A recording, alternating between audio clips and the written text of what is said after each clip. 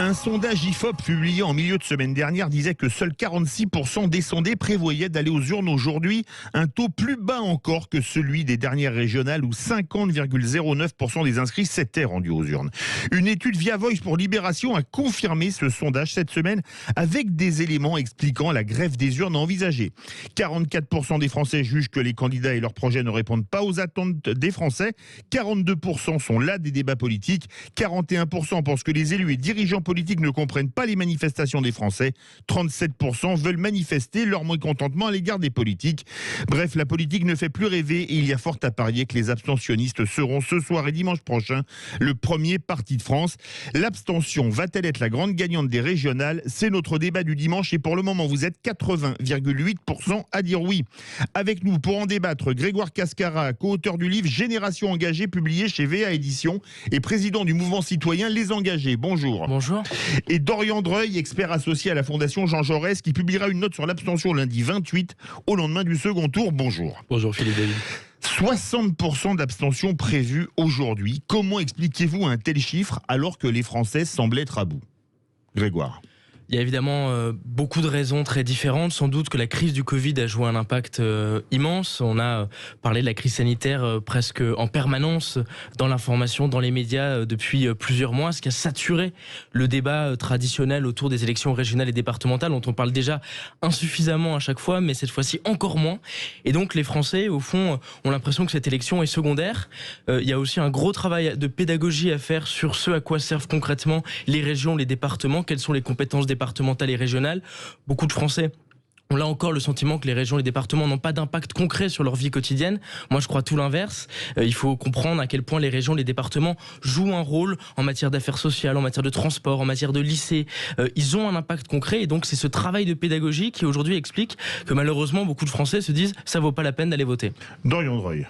Comment expliquer 60% d'abstention alors que vous lisez les réseaux sociaux, tout le monde est à fleur de peau ou presque? Oui. Alors d'abord, il faut quand même rappeler que c'est pas une nouveauté. On fait mine de s'étonner à chaque débat, à chaque dimanche d'élection, mais c'est un phénomène qui est plus ancien, qui prend ses racines dans les années 80-90, de ce que Céline Braconnier, Jean-Yves Dormagène appellent la démocratie de l'abstention, le basculement dans une démocratie de l'abstention.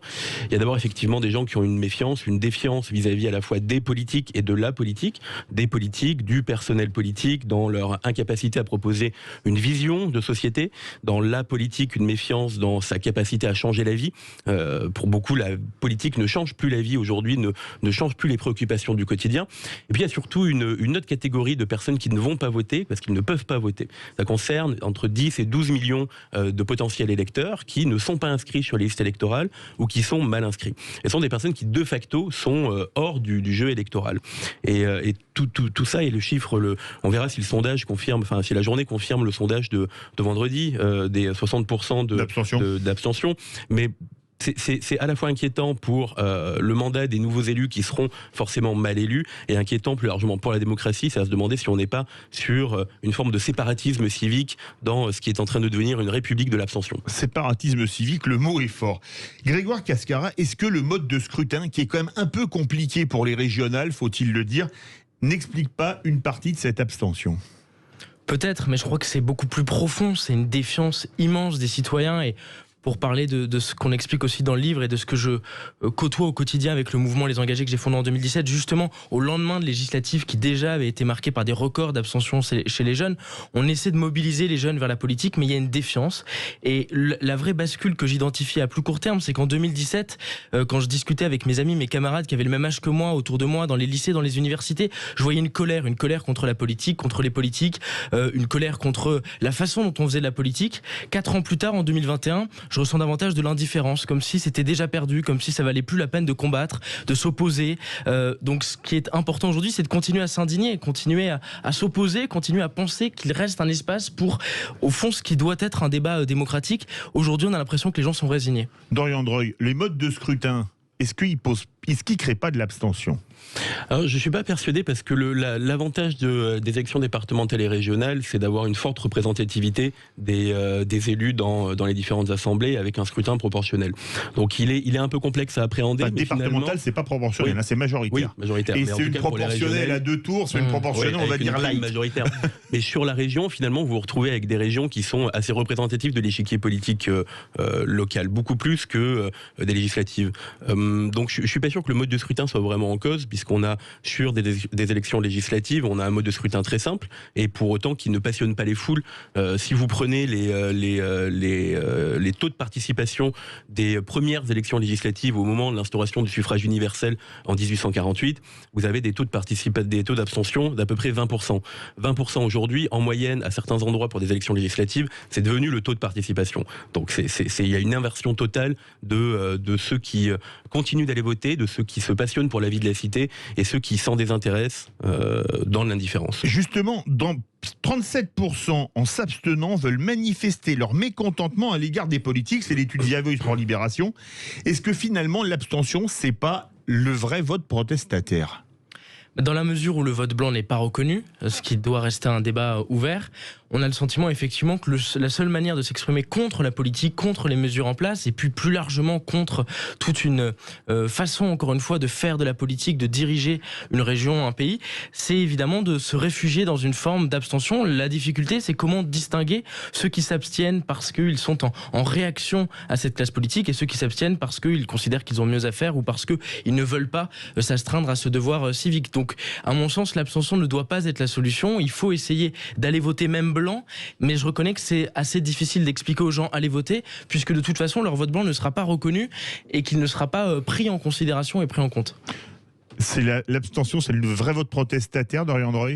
Il y a une forme de vote protestataire dans l'abstention, une abstention qui est politique, qui est un message envoyé de refus de l'offre politique ou du personnel politique ou de la pratique, comme le disait Grégoire. Mais c'est une forme assez minoritaire finalement de modalité d'abstention.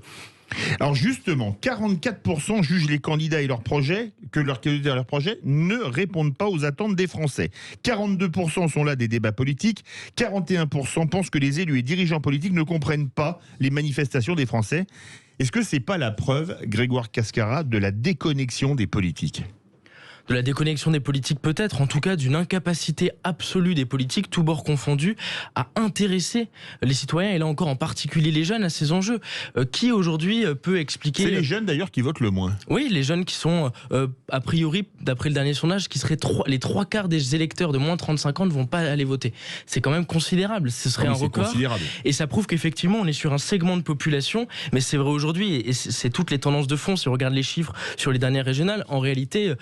tous les 5 ans, ceux qui votent le moins, ce sont les moins de 35 ans. Et c'est cette cible qu'aujourd'hui les politiques sont incapables de venir chercher, alors précisément pourtant que les régions, par exemple, ont des compétences qui peuvent directement impacter les jeunes. La région, c'est le lycée, par exemple. Vous êtes au lycée, vous ne savez absolument pas quel rôle joue la région, et pourtant, lorsqu'à 17 ou 18 ans, vous allez voter pour la première fois et sortir du lycée, vous avez l'impression que la région ne sert à rien. Donc oui, c'est un échec total, effectivement, du personnel politique à intéresser les jeunes. Dorian Droy, déconnexion des politiques pour expliquer de tels chiffres ?